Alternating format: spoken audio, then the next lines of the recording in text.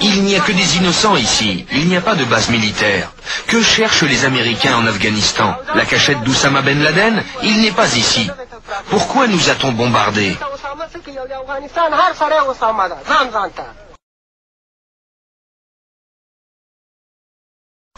Environ 200 personnes ici sont mortes. L'Amérique nous demande de livrer Ben Laden, mais vous savez, en Afghanistan, nous sommes tous Oussama Ben Laden. Les pillages se multiplient comme dans ce dépôt de farine et de sucre. Il faut les empêcher de prendre la nourriture.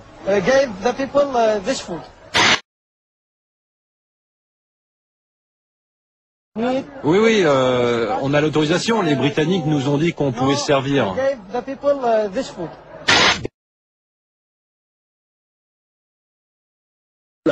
Aujourd'hui, pour séduire les jeunes, l'armée a une nouvelle arme de propagande, un jeu vidéo. Le joueur se glisse dans la peau virtuelle d'un soldat américain. Ce jeu a coûté 7 millions de dollars à l'état-major, mais il est offert gratuitement sur le site internet de l'armée. J'ai envie de jouer quand je regarde le journal de téléphone le soir. Et que je joue à la guerre. Je joue à la guerre en Irak. Et sincèrement, j'aime beaucoup les États-Unis. J'ai très envie de les aider quand je les vois comme ça.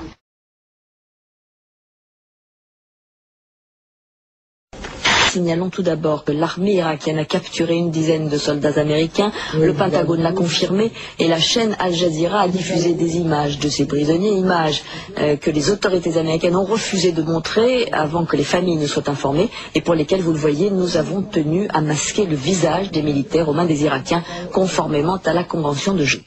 Nous vous les présentons en dissimulant leur visage conformément à la Convention de Genève sur les prisonniers de guerre. Ils ont été capturés ou se sont rendus d'eux-mêmes. Leur visage ne trahit aucune fatigue. Ces 250 hommes ont à peine eu le temps de se battre, de défendre la ville d'Umka.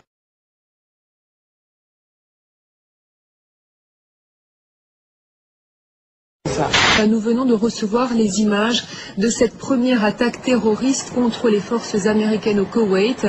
Une attaque à la grenade lancée, je vous le rappelle, sur une tente. Le suspect de confession arabe a été arrêté. Il a finalement avoué. Un suspect est arrêté. C'est un soldat américain, membre de la division. Donc un soldat américain de confession musulmane et non pas de confession arabe, comme je l'ai dit par erreur. C'est presque comme une action de jeu. On fait beaucoup de comparaisons avec le football. Saddam Hussein peut bien espérer disputer un nouveau round de fausses concessions, de fausses transparences. Pas de doute, il va vouloir jouer une prolongation. Mais la partie est finie. Cette fois-ci, le conflit se déroule pratiquement en direct, à la manière, si je puis me permettre, d'un match de football. On en a tué pas mal près du pont, à Bassora. On a eu notre part, on a été bien servis. Merci Bill. Laissons les Français siroter leur vin pendant qu'on fait le boulot de nettoyage. Après ça, il ne faut pas qu'ils se demandent pourquoi on les déteste autant. Le Daily Mail, lui, traite Jacques Chirac de Pimp of Paris, le maquereau de Paris. Les Français ont perdu la Deuxième Guerre mondiale en à peu près 20 minutes. Si les Américains ont le droit d'être contre la guerre en Irak, pas les Français. C'est à nous qu'ils doivent cette indépendance avec laquelle ils nous narguent à l'ONU. Les Français sont, 53% avec nous, c'est bon, mais 33% avec l'Irak. Mais c'est incompréhensible, c'est terrible. Si on peut faire ne serait-ce qu'une toute petite chose, une chose spéciale, comme ne pas acheter du vin français ou allemand, parce qu'ils ne nous soutiennent pas, si on peut faire ça, ce serait une manière de dire à nos gars, on est derrière vous à 100%. Si vous n'aimez pas l'Amérique, j'ai la solution. Dites adieu à ce pays et surtout, dites au revoir à ça. Demande à Jacques Chirac s'il veut répondre à de nouvelles questions de la presse française. C'est vous le patron, lui répond-il. Ah bon, c'est moi le patron, alors allons manger.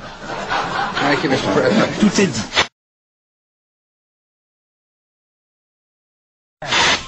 La guerre sans images, a-t-on dit, pour parler des frappes américaines en Afghanistan. Pourtant, mercredi, dans son journal de la nuit, France 2 nous montre enfin à quoi ressemblent les combats. Voici les premières images de combat entre l'Alliance du Nord et les talibans sur le front nord-est de l'Afghanistan. Jeudi, la plupart des chaînes emboîtent le pas et toutes sont d'accord, ce sont les premières images du front. Des accrochages assez violents se seraient déroulés autour de Kunduz, qui est une ville qui n'est pas très loin de l'endroit où nous nous trouvons. Pendant ce temps, les combats continuent entre talibans et opposition afghane. Dans ce journal, nous verrons aussi ces premières images de combat au sol entre les talibans et l'Alliance du Nord. Premières images d'une offensive de l'Alliance du Nord. Ces scènes de combat, filmées hier par une télévision libanaise, sont les premières images des affrontements qui opposent l'opposition afghane aux talibans. Seulement voilà, ces images n'ont pas été tournées cette semaine.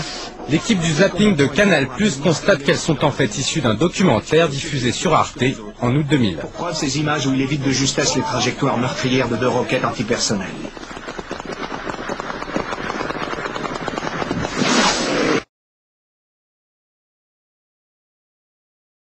Tony Blair a rendu public il y a quelques jours un rapport apparemment accablant sur les armes de destruction massive détenues par l'Irak.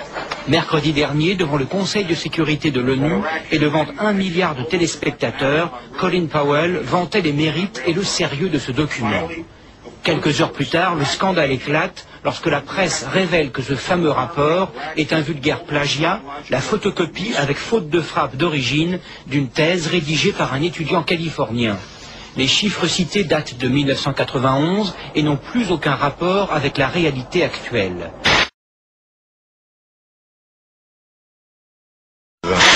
Je suis stupéfait à quel point on ne comprend pas notre pays, tous ces gens-là qui nous détestent. Je n'arrive pas à y croire, car je sais à quel point nous sommes bons. La preuve ? Je demande à chaque enfant vivant aux États-Unis de gagner et de donner $1 qui sera utilisé pour nourrir et soigner les enfants d'Afghanistan. Et puis les largages de rations alimentaires continuent parallèlement. Le millionième paquet avec crackers au beurre de cacahuètes et garantie sans porc ni bœuf a été lâché. Vous voyez, un cérémonial était organisé pour l'occasion sur une base américaine en Allemagne.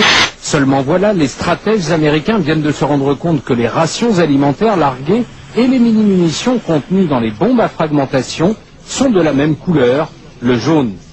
Environ 10% d'entre elles touchent le sol sans exploser, présentant comme les mines un danger pour les populations civiles.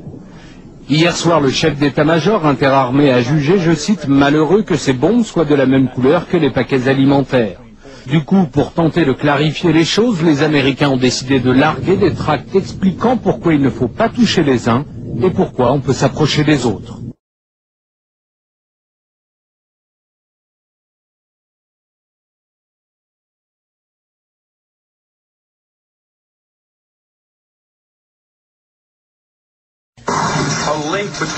Regardez bien en bas de l'écran. Fox News donne chaque jour le taux de risque d'attentat comme nous donnons le risque de pollution. Aujourd'hui, niveau 3, risque élevé. Au milieu du chaos, discrètement, un seul ministère reste debout, celui du pétrole. Depuis la chute de Bagdad, c'est le seul bâtiment public à être protégé par une armada de chars américains.